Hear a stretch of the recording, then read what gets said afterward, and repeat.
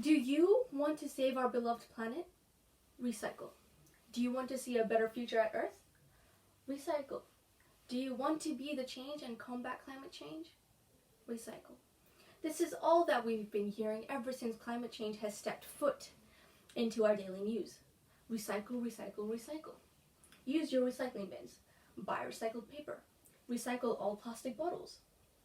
Over the years, hundreds and thousands of people and organizations have been working towards recycling in the hope that it will reduce our disastrous carbon footprint and increase our chances of having a future on this planet. Have we been able to save Earth through recycling? No. Do we see a better future on Earth after recycling for so long? No. Is recycling the way to go in an attempt to combat climate change? No. Good morning, my fellow young adults and environmentalists. I am Roger Hallen, the co-founder of Extinction Rebellion, which is, if you did not already know, an environmental campaign group that uses nonviolent action to protest against climate breakdown, biodiversity loss, and the risk of social and ecological collapse. We have gathered here today at our informative Extinction Rebellion lecture to propose a more superior and effective solution to the disaster that is climate change. Every single individual in this theater room is aware we are facing an unprecedented global emergency. We are in a life or death situation of our own making, and we must act now.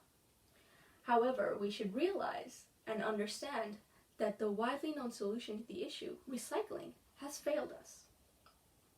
It has been proven through a detailed study by the National Waste and Recycling Association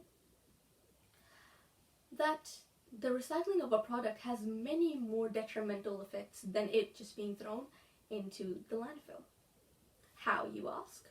Well, first and foremost, the recycling of a product significantly reduces the quality of the material. Hence, it has to be more frequently replaced and is used for a shorter period of time. More products, as a result, are produced and used, which is a huge contribution to landfill in itself. In addition, the point of recycling is to preserve our resources and maximize their use. However, recycling uses immense amounts of energy. This energy may be produced through means that add to the already tremendous levels of carbon dioxide in the atmosphere. Furthermore, recycling has been proved to be an injurious contributor to water pollution. This is because recycling involves a cleansing process before it is reformed into a product. And this recycling process leaches many forms of heavy chemicals, harmful chemicals, toxins, and heavy metals into our oceans, thereby adding to marine pollution and further crushing our marine life. Overall, there has been no improvement in the CO2 levels in the atmosphere, and no progress has been made in slowing down the actively growing temperature of this planet. As we hoped recycling would help us obtain.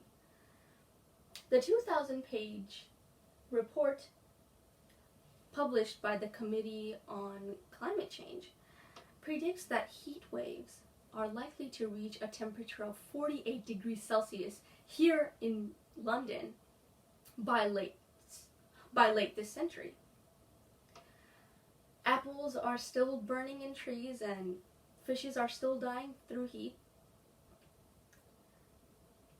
No change has been made whatsoever, and no change will be made without considering the real issue that is causing this mess. Human overpopulation. Earth is on a verge of human overpopulation. as a new United Nations analysis found that it could swell to a staggering 11.2 billion by the end of this century. There are millions of people around the world already on the borderline of survival, and adding more than 3 billion to the planet will further deplete natural resources and accelerate global warming. Currently, the conditions of Earth and how it is traveling into the future are simply too dangerous for another generation to be able to comfortably live through. Today, I stand here to share with you the campaign Birth Strike, where 140 young adults just like you who are eminently concerned about the future declared their decision not to have children due to the severity of the ecological crisis and the current inaction of governing forces in the face of this existential threat. An active member of Birth Strike, Alice Brown, expressed her concern and sorrowfully claimed, "There could be 10% of nature left when my child is growing up. That is incredibly dangerous. We are already at tipping point and I can't see a safe world for children. Our planet will soon enter a 6th mass extinction event due to man-made impacts on the environment. And to bring children into this current world is a colossal risk. The likelihood of a safe future for them has to dramatically increase first." It is predicted by the Intergovernmental Panel on Climate Change that global warming is likely to reach 3 degrees Celsius by 2100 and 8 to 12 degrees Celsius by 2250 based on humanity's current greenhouse gas emissions, which is equivalent to 50 billion tons of carbon dioxide alone in every single year, right into the atmosphere. The consequences are expected to be unfathomable, including the complete burning down of the Amazon rainforest at about a 3 degrees Celsius rise. People are dying in wildfires and floods all over the world, and things will only get worse. We cannot let our children into a world where their basic needs wouldn't be fulfilled because of shortages in resources. We cannot give birth into a planet where our children will be agitated and distressed every single time they step outside their homes because of the calamitous effects of climate change. We cannot expect our little ones to survive in a world with much worse conditions, considering millions and billions of people struggle to get by at the current stage. It is unacceptable to bring life into a lifeless world Earth is becoming.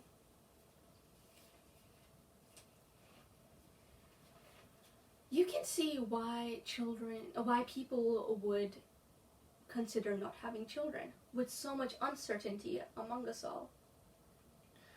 The destruction of this planet has accelerated at an unprecedented level in the past 20 years, and no one knows how much worse it will be in the 10 years to come. Do you want to bring your child into such a depressed world? Is it fair on them? Aren't kids just an extra carbon footprint added into this mess? Amy Snober, the director of the University of Washington's Climate Impacts Group, says, "Our impact on the climate is tied up with population in lots of different ways. What resources people are using, how much industrial production is going on, how much energy is needed for heating, cooling, and transportation. And since all of these things affect greenhouse gas emissions, the more people we have and the more resources we use, the harder it is to cope with the risks and impacts of climate change. Let's think about this logically.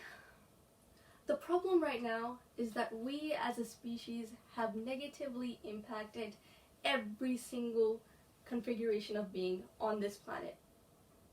Just take a look around yourself. Look at the way we live our lives. Although we have tried giving back in the past by growing more trees, by treating some animals fairly, and by finding more environmentally friendly ways of disposal. This isn't enough, and it will never be enough to truly combat climate change unless the demands of our resources decreases by a bunch. We have constantly desired and very rarely given. It is time to change. Time to give back. Give back to those that have provided us with so much over the years. If there isn't demand for paper, trees wouldn't be chopped. If there is less waste being produced, marine animals would breathe better. If there is less demand for food, less animals will be tortured and killed. The reality is, the less of us there are in this world, the greater the health of Earth becomes. In spite of that, we are not suggesting that humans should voluntarily go extinct at all. We are simply saying that we should reproduce at a lower rate for the better of our children and for the rest of the world. And when the time comes and Earth is back to being the flourishing planet it used to be, we will, together, all of us, bring life to a world where humanity and nature can live in harmony.